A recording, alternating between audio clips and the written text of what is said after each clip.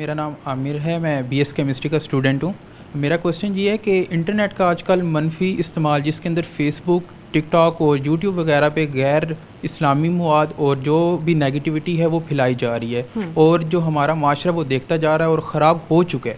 حکومت تو چلیں IMF کے شکنجے میں قید ہے، تو اس معاملات سے نمٹنے کے لیے علماء نے کیا اقدامات کیے ہیں؟ اگر ایسا نہیں ہے تو ہماری جو یوتھ ہے اسے کیسے بچایا جا سکتا ہے اس سب کے اثرات سے؟ بالکل صحیح۔ اور علامہ صاحب یہ آپ جواب دیجیے گا، اس میں میرا ایک سوال اسی سے ریلیٹڈ کہ ان علماء کے حوالے سے بتائیں جو علماء نہیں ہیں لیکن علماء کے لبادے پہ آپ کو سوشل میڈیا میں ضرور نظر آتے ہیں، اور وہ ہر قسم کی انٹرپریٹیشن جو ہے نا دین کی کر رہے ہیں۔ آپ کا سوال بڑا عام اس لیے بھی ہے کہ موجودہ وقت کے اندر سوشل میڈیا کا استعمال ہمارے ہاں شاید دنیا میں سب سے زیادہ ہو رہا ہے۔ جب ہم کہتے ہیں کہ گلوبلائزیشن کا دور ہے تو لوگ یہ سمجھتے ہیں کہ اس سے مراد یہ ہے کہ آپ نے جو دنیا بھر کا کلچر ہے وہ اسے اڈاپٹ کرنا ہے۔ ایسا نہیں ہے۔ سوشل میڈیا سے مراد اگر تو آپ ان سائٹس کو لیتے ہیں تو آپ یورپ میں چلے جائیں تو وہاں 18 سال سے کم عمر کا اگر کوئی بچہ یا بچی اس سائٹ کو کھولیں گے تو باقاعدہ وہاں اس کو قانوناً جرم کہا جاتا ہے۔ 18 سال کے بعد بھی اگر اس سائٹ کو وہ اوپن کرنا چاہتے ہیں تو وہ کہہ لیں پہلے اتنا پے کریں پھر آپ انٹر ہو سکتے ہیں۔ لیکن یہاں ہمارے ہاں مادر پدر آزادی دی گئی ہے سوشل میڈیا کے حوالے سے بھی اور دیگر معاملات میں بھی۔ اس کے اندر آپ کے بہت سارے محکمے موجود ہیں جن کی یہ بنیادی ذمہ داری ہے کہ وہ اس کو کنٹرول کریں۔ ایسی سائٹس یہاں اوپن نہیں ہونی چاہیے، یہ ان کی ذمہ داری ہے، اور ان کے پاس یہ اتھارٹی بھی موجود ہے اور ان کے پاس ذرائع بھی موجود ہیں کہ وہ ان کو کنٹرول کر سکتے ہیں۔ لیکن شاید مغرب کا ایجنڈا یہی ہے کہ ہمارے جیسے ملکوں کے اندر اس طرح کی بے راہ روی پھیلائی جائے جس طرح کی انہوں نے پھیلائی، اور آج مغرب واپس پلٹنا چاہتا ہے اپنے فیملی سسٹم کی طرف۔ ان کا فیملی سسٹم تباہ ہو گیا اسی سوشل میڈیا کی وجہ سے۔ ہمیں وہاں لے کر جانا چاہ رہے ہیں اور خود وہاں سے نکلنا چاہ رہے ہیں، بالکل الگ سمت میں ہم بہ رہے ہیں۔ لیکن جو سب سے بڑی ذمہ داری ہے وہ ماں باپ کی ہے، وہ ضرور دیکھیں کہ بچے نے کیا سرچ کیا آج کے دن میں۔ وہ جو آخرت کا ہمارا نقصان ہو رہا ہے اس سے ہم بالکل لا تعلق ہیں۔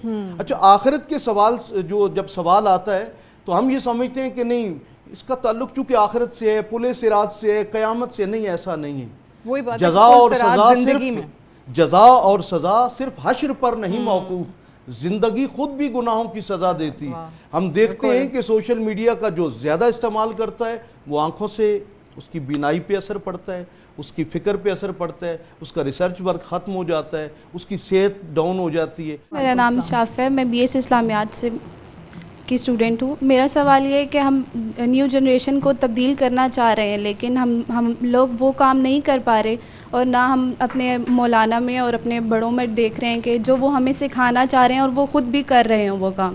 تو زیادہ بہتر، تقریر سے بہتر یہ نہیں ہے کہ وہ ہمیں پریکٹیکل کر کر دکھائیں تاکہ ہم ان کو دیکھ کر وہ کام کر سکیں۔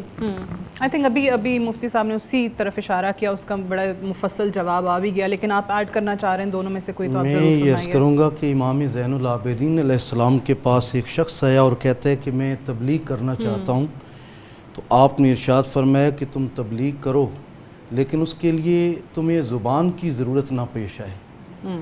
مطلب یہ ہے کہ تمہارا کردار اور تمہارے رویے سے تبلیغ ہونی چاہیے۔ حضور غوث الاعظم سیدنا شیخ عبد القادر گیلانی رحمۃ اللہ علیہ پورا علم پڑھانے کے بعد مختلف جزیروں میں اپنے اسٹوڈنٹس کو بھیجا کرتے اور وہ کہتے کہ آپ نے وہاں تجارت کرنی ہے جا کر، اور اسلامی طریقہ تجارت سیکھ لیا ہے سارا۔ وہاں 1 سال تک آپ نے اپنا نام بھی مسلمانوں والا ظاہر نہیں کرنا، اپنے دین کا تعارف نہیں کروانا۔